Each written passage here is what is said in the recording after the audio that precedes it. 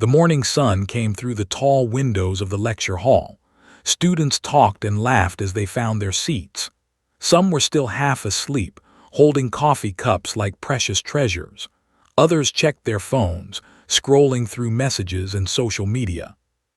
In the back corner, far from everyone else, a girl sat alone. Her name was. She was 21 years old, a third-year student studying biology at National University in Seoul. She had long black hair that she always kept tied back, and she wore simple clothes, usually a hoodie and jeans. Nothing special, nothing that would make anyone look twice. That was exactly how she wanted it. Opened her notebook as the professor began talking about cellular structures. She wrote notes in small, neat handwriting. Around her, other students whispered to their friends or typed on laptops. No one whispered too. No one sat next to her. After 3 years, people had learned that the quiet girl in the corner wanted to be left alone. They thought she was shy, maybe a little strange. Some students had tried to talk to her in the first year, but she always gave short answers and never continued the conversation. Eventually, they stopped trying. That was fine with. She had other things on her mind. The year was 2187. Earth had been part of the Galactic Compact for 60 years now, ever since the first alien ships appeared in the sky and changed everything humans thought they knew about the universe.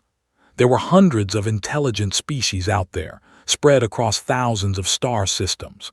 Some looked almost human, others looked like nightmares given flesh. And some of them were monsters, real monsters, creatures that hunted and killed across the stars, following ancient instincts that no amount of civilization could erase. The Galactic Compact had hunters to deal with these creatures. Official hunters, registered and licensed, equipped with the best weapons and armor that alien technology could provide. They were heroes, celebrities. When a dangerous creature appeared on some colony world, the hunters would arrive, kill it, and collect their bounty. Was not one of those hunters. She was something else entirely. After her morning classes, walked to the library. She found her usual spot, a small desk hidden behind tall shelves of old books that nobody read anymore. She studied there for 2 hours, reading about protein synthesis and taking more notes. At noon, she went to the campus to eat lunch. She ordered the same thing she always ordered, a simple sandwich and green tea. She sat at a small table by the window and ate slowly, watching students walk past outside. The boy behind the counter watched her too. His name was, he was 22, a fourth-year student who worked part-time at the to pay for his apartment. He had noticed months ago, not because she was beautiful or interesting, but because she was so consistent. Same time every day, same order, same table, same silence. But there was something else. Something in her eyes that didn't match the rest of her. When she looked out that window, she didn't look like a tired student thinking about homework. She looked like someone waiting for something, someone watching for danger that nobody else could see. Thought about talking to her many times. He never did. Something told him she wouldn't welcome it. That afternoon, attended 2 more classes, then returned to her dormitory. Her roommate was already there, lying on her bed and watching videos on her tablet. "You're back," said cheerfully. She was the opposite of in every way loud, friendly, always smiling.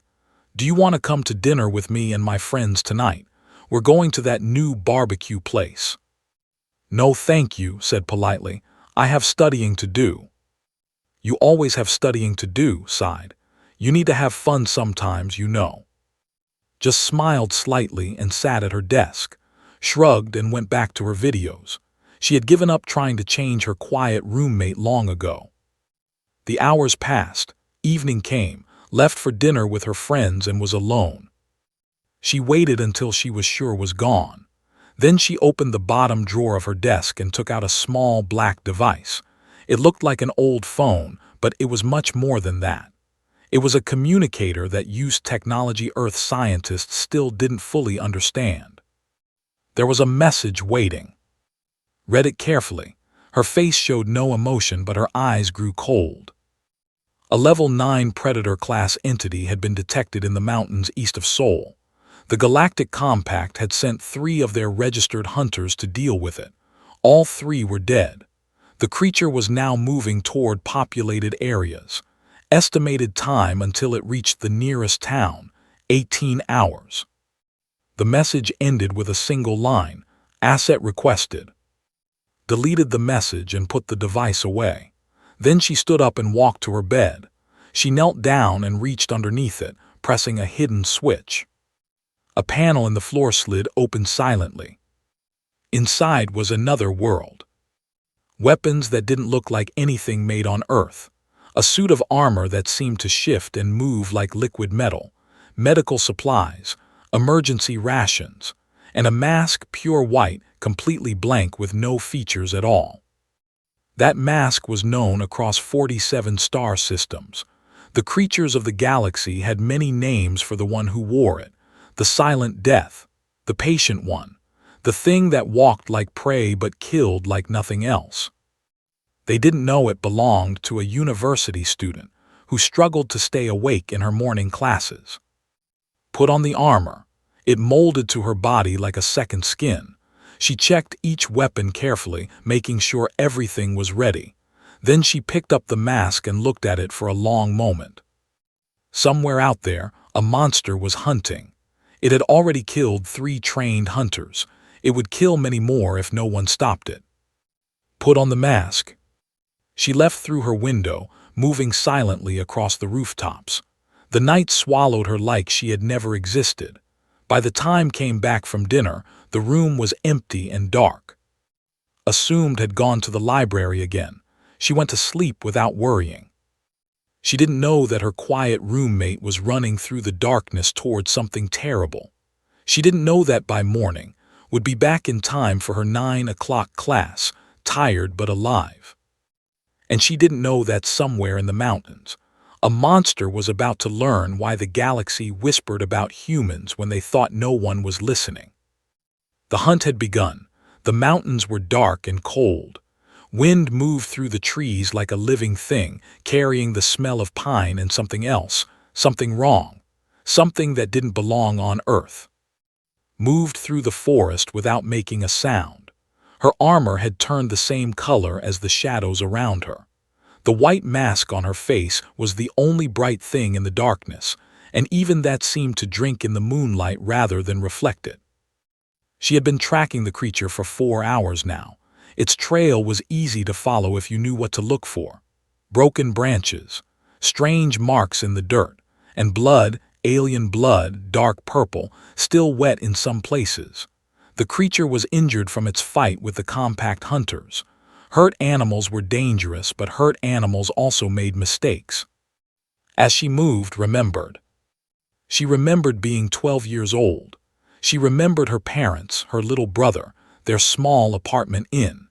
She remembered the day the sky turned red and something came down from above, a creature that had hidden itself on a cargo ship and traveled to Earth looking for prey. It found her family first. Survived because she hid. She hid in a closet and watched through a crack in the door as the monster killed everyone she loved. She didn't scream. She didn't cry. She just watched, and something inside her changed forever. The authorities came too late. They always came too late. The creature escaped into the city, and more people died before the compact hunters finally arrived to stop it. Was sent to an orphanage. She didn't speak for 3 months. The doctors said she was traumatized. They gave her medicine and therapy and told her it would get better with time. They were wrong. One night a woman came to the orphanage. Her name was. She was older, maybe 50, with gray hair and calm eyes that had seen terrible things. She asked to speak with Alone. "I know what you're feeling," said. "The anger, the need to do something, the promise you made to yourself when you watched them die." Looked at her but said nothing. "The official hunters are good," continued, "but they follow rules, they have limits. There are monsters out there that don't care about rules or limits. Someone has to hunt those monsters too." She paused. "I can teach you how, but it will cost you everything, your normal life, your peace, maybe someday your life itself. Do you understand? Understood. She had understood since that night in the closet. She said yes. The training lasted 6 years, taught her how to track, how to fight, how to survive. She taught her about alien biology, where to cut, where to strike, how to kill things that were bigger and stronger and faster. She taught her patience. She taught her to never stop, no matter how tired or hurt she became. Humans are weak, told her once. We are slower than most species, weaker. We don't have claws or armor or poison, but we have something else. We can keep going when others would stop. We can chase prey for days without rest. We can take damage that would kill other species and still fight back. This is what makes us dangerous. This is what makes the galaxy afraid of us. Called it persistence hunting. Humans were the only species in the known galaxy that had evolved this way. Other species were ambush predators. They attacked fast and hard, and if they failed, they retreated. Humans just kept coming, hour after hour, day after day, until their prey couldn't run anymore. The galaxy didn't understand this at first. They looked at humans and saw small, soft creatures without natural weapons. Easy prey. Then they learned the truth. Stopped moving, she had found what she was looking for. The creature was called it came from a planet with gravity 3 times stronger than Earth's, a death world where only the strongest survived. It was 8 feet tall and covered in bone plates that could stop most weapons. Its claws could cut through starship hulls. Its mouth was full of teeth designed to tear flesh from bone. It was hiding in an abandoned mining facility, licking its wounds. Even injured, it was the most dangerous thing on this planet. Watched it from the shadows. She counted its wounds, 3 deep cuts on its side, 1 leg damaged, 1 eye swollen shut. The compact hunters had hurt it badly before they died. Good. That would make this easier. She attacked without warning. The first blade cut across this back, slicing between the bone plates where the flesh was soft. The creature screamed, a sound like metal tearing, and spun around, claws sweeping through the air. Was already gone. She had moved to the side, striking again at the damaged leg. The stumbled. For the next hour they fought through the dark facility. That was faster and stronger, even with its injuries. Its claws came within inches of killing a dozen times. 1 blow caught her side and cracked her armor, sending her flying into a wall. But she got up. She always got up. That was what they didn't understand. It had killed many hunters before. When they were hurt, they retreated. When they were tired, they slowed down. That was how prey behaved. Didn't behave like prey. She kept coming, cut after cut, strike after strike, never stopping, never slowing, no matter how much she bled. They began to feel something it had never felt in its centuries of hunting. Fear. As dawn began to light the sky, the finally fell, stood over its body, breathing hard. Her armor was cracked in 3 places. Blood dripped from wounds she couldn't feel anymore. Every muscle in her body screamed for rest. She took a single bone plate from the creature's body, proof of the kill. Then she began the long walk back toward the city. She had a group project meeting at 2 in the afternoon. She couldn't be late. The sun was fully up when she reached the outskirts of Seoul. She found a place to hide her armor and weapons, changed into normal clothes, and took a bus back to campus. By the time she walked into for her usual sandwich and tea, she looked like any other tired student who had stayed up too late studying. Saw her from behind the counter. He noticed the dark circles under her eyes, the way she moved carefully like something hurt. He almost asked if she was okay. Instead, he just made her tea extra strong and didn't charge her for it. Gave him a small smile, the first real expression he had ever seen on her face. Then she sat at her usual table and looked out the window. Somewhere far away, the Galactic Compact was receiving reports about a level 9 predator that had simply stopped killing and disappeared. Their analysts would study the data and try to understand what happened. They wouldn't find answers. They never did. And a tired girl drank her tea and thought about nothing at all. 3 days passed after the hunt. Went to her classes, studied in the library, ate her meals alone. The wounds on her body healed slowly. The cracks in her armor would take longer to repair. She would have to visit one of the secret workshops that existed in the underground levels of the city, places that officially did not exist. But for now, she was just a student, just a quiet girl who sat in the back of the classroom and said nothing. Watched her more carefully now. He couldn't explain why, but something had changed.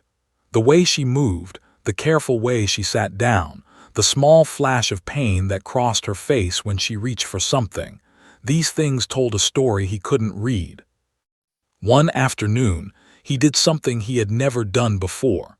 He brought her coffee without her asking for it. "You look tired," he said simply, placing the cup on her table. "This one is free." Looked up at him. For a moment she seemed surprised. Then that small smile appeared again, barely there but real. "Thank you," she said. Her voice was soft, like she wasn't used to using it. He said, "I know you probably don't want to talk. That's okay. I just wanted you to know that. If you ever need anything, I'm here." She looked at him for a long moment. Something moved behind her eyes, something complicated that he couldn't understand. Then she nodded once. She said. It was the most they had ever spoken. Smiled and went back to work. He didn't try to continue the conversation. Sometimes small steps were enough. That evening received another message.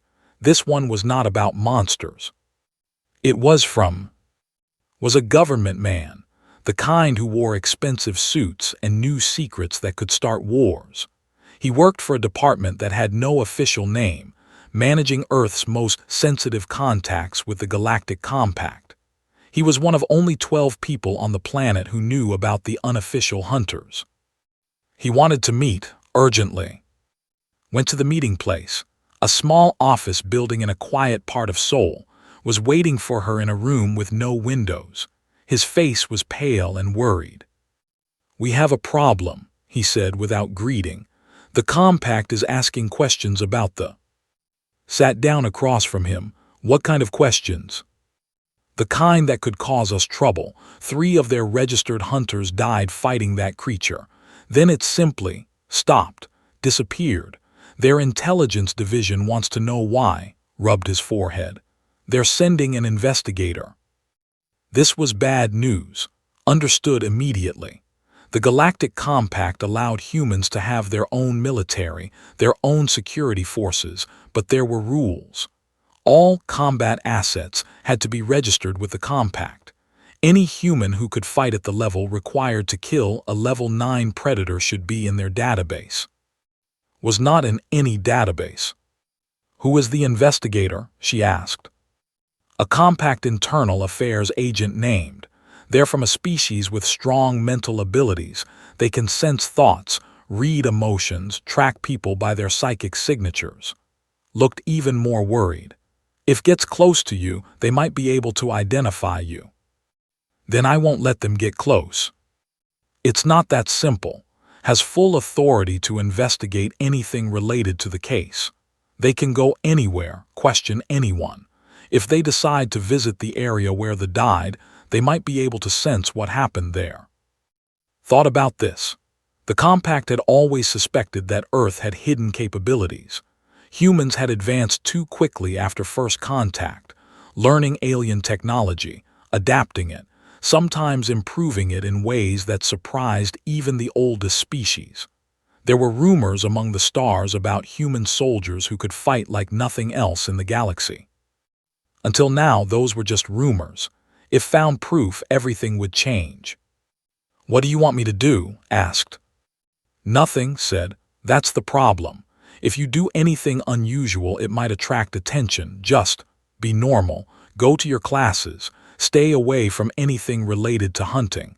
Let us handle the politics." Didn't like this plan. She was not good at doing nothing, but she understood the logic. Sometimes the best way to hide was to simply not move. She went back to campus. She attended her classes. She studied in the library. She ate lunch at the where smiled at her and gave her extra tea. She was normal. She was invisible. She was exactly what she had always pretended to be. But she watched the news carefully. The compact diplomatic vessel arrived 2 days later. It was big, the size of a small city, and it hung in orbit above Earth like a second moon. News reporters talked about it constantly. They called it a routine diplomatic visit. They didn't know about the investigation. Saw pictures of on the news. The investigator was tall and thin, with gray skin and large dark eyes. They moved gracefully, spoke politely, smiled at the cameras. They looked harmless. Knew better. Hadn't become a compact internal affairs agent by being harmless. That night came back to the dorm excited about something. "Did you hear?" she said. "Some students saw strange lights in the mountains 3 days ago. They think it might have been aliens. There's a video online. It's probably fake, but it's still exciting." His heart went cold, but her face showed nothing. "That does sound exciting," she said calmly. "I know, right? Maybe the aliens were having a party or something," laughed. "Anyway, do you want to watch a movie with me? I downloaded that new romance everyone is talking about." "No thank you," said. "I have studying to do." Sighed and started the movie alone. She was used to being refused. Sat at her desk and pretended to read her textbook, but her mind was elsewhere. If students had seen lights, if there was video, then might have evidence to investigate. The area where she fought them might be examined. Traces might be found. She needed to be ready. If became a real problem, she would have to handle it. Not by fighting, that would cause exactly the kind of incident feared. But there were other ways. Ways to disappear. Ways to make evidence vanish. Ways to become a ghost. Had been a ghost for 9 years now. She was very good at it. Outside her window, the compact vessel hung in the sky, its lights blinking slowly. Somewhere up there was reviewing data, making plans, getting closer to the truth. The investigator didn't know it yet, but they were looking for something that didn't want to be found. Something that had survived hunters and monsters and 9 years of hunting alone. Something that would not be caught easily. Closed her textbook and looked at the lights in the sky. Her face was calm. Her eyes were cold. The game had begun. 1 week after arrived on Earth, everything changed. It started with a message on hidden device. 3 words, "Second detected." She read the message in her dorm room while slept peacefully in the next bed. Her blood went cold. Traveled in pairs. She knew this. She had studied their species carefully before the last hunt. They were pack hunters bonded to their mates for life. When one died, the other would follow, not to mourn, to take revenge. The second had come to Earth, and this one was not injured. This one was not weak. This one was hunting. Checked the data attached to the message. The creature had been detected moving towards Seoul at high speed. It wasn't being careful. It wasn't hiding. It was moving directly toward the largest concentration of humans it could find. This was not hunting behavior. This was rage. She had maybe 6 hours before it reached the city, maybe less. At the same time was getting closer to the truth. Sent a warning. The investigator had visited the mountain where the first died. They had sensed something there, psychic traces of the battle. They knew now that whoever killed the was human. They were scanning the population, looking for anyone with the right psychological profile. 2 threats, 1 night had to make a choice. She chose the monster. She always chose the monster. That was why she existed. But this time would be different. She couldn't go to the mountains and fight privately in the darkness. There was coming to Seoul. It would attack wherever it found people. She would have to fight in public where cameras would see her, where witnesses would watch. Her secret might not survive the night, but if she didn't fight, thousands of people would die. Got dressed in the darkness. She didn't take her armor. There was no time to get it from the hidden workshop.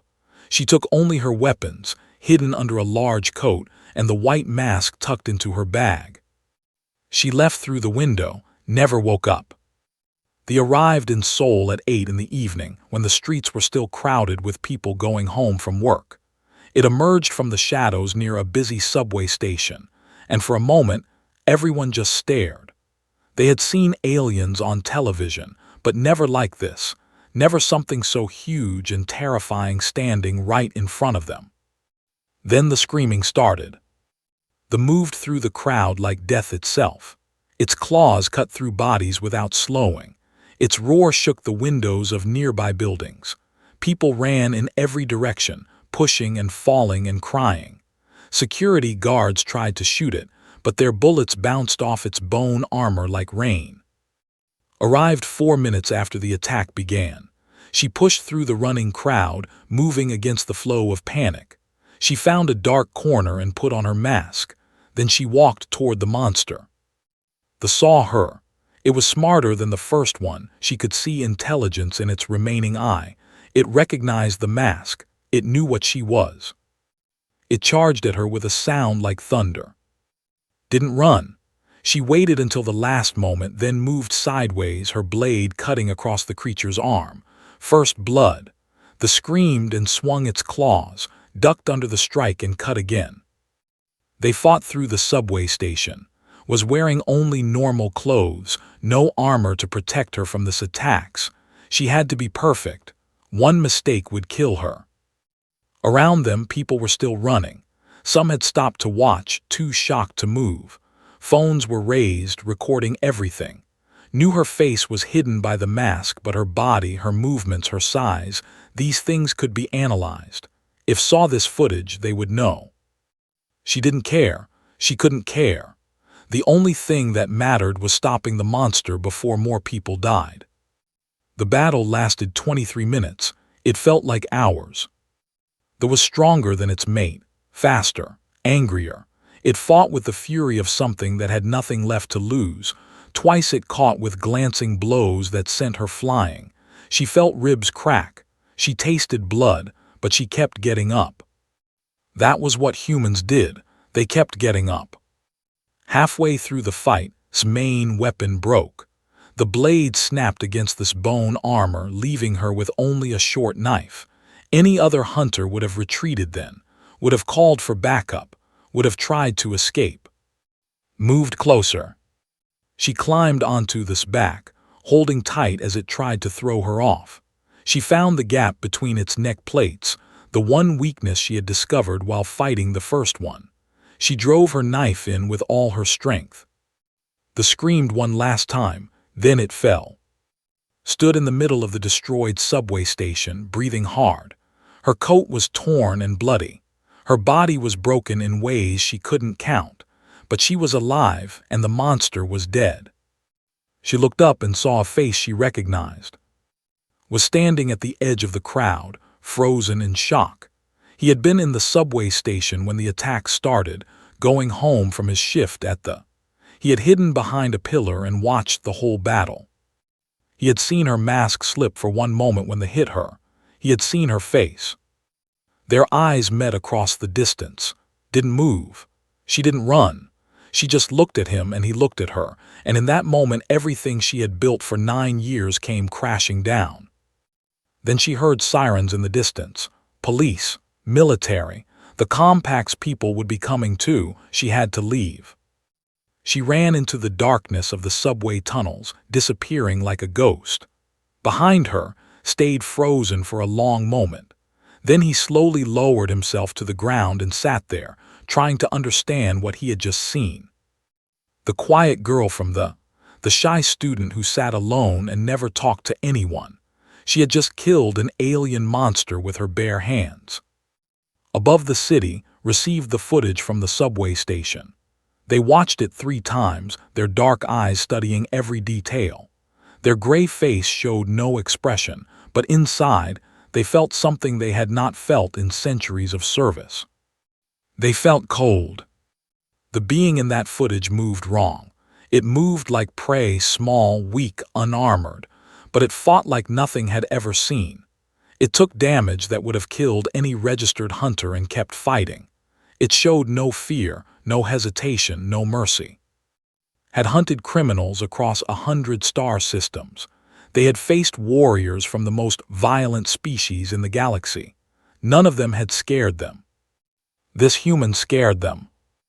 They understood now why the elder species whispered about Earth when they thought no one was listening. They understood why some compact officials wanted to contain humanity before it was too late. Humans were not prey. They were something else entirely, something the galaxy had never seen before, and was beginning to wonder if finding this particular human was really such a good idea after all. 3 days after the subway attack, requested an official meeting with Earth's representatives. Attended, sweating through his expensive suit. He expected demands, accusations, maybe even threats of sanctions against Earth for hiding military assets from the compact. He did not expect what actually happened. The meeting took place on the compact diplomatic vessel, in a room designed to make humans feel small. The ceiling was 30 feet high. The chairs were sized for species twice as tall as humans. Everything was meant to remind Earth's representatives of their place in the galaxy, new, small, insignificant. Sat across from, their dark eyes unreadable. For a long moment, neither of them spoke. Then asked a question. How many are there? Blinked, I'm sorry. How many humans like her, like the one in the subway footage?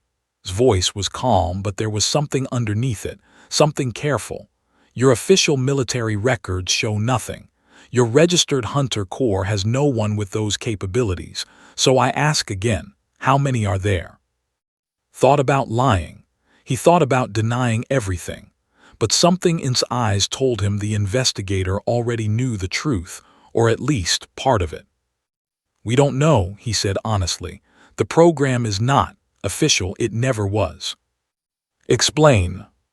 Took a deep breath. After first contact, when we learned about the things that existed in the galaxy, some of our people decided that Earth needed protectors, not soldiers. The compact has rules about that, but hunters. People who would stand between humanity and the monsters that might come for us. Unsanctioned hunters said. Yes. Operating outside compact regulations. Yes. This is a serious violation of. I know, interrupted.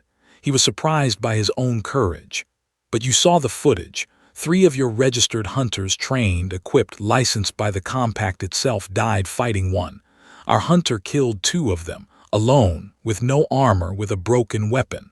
So I ask you, investigator, would you rather we followed your rules and let our people die? Was silent for a long moment. Their gray fingers tapped slowly on the table. The compact has relied on registered hunters for 3,000 years, they finally said. In that time, we have lost 92% of them to high-level threats. Creatures like the kill most hunters who face them. It is simply the nature of the work. Nodded, he knew the statistics.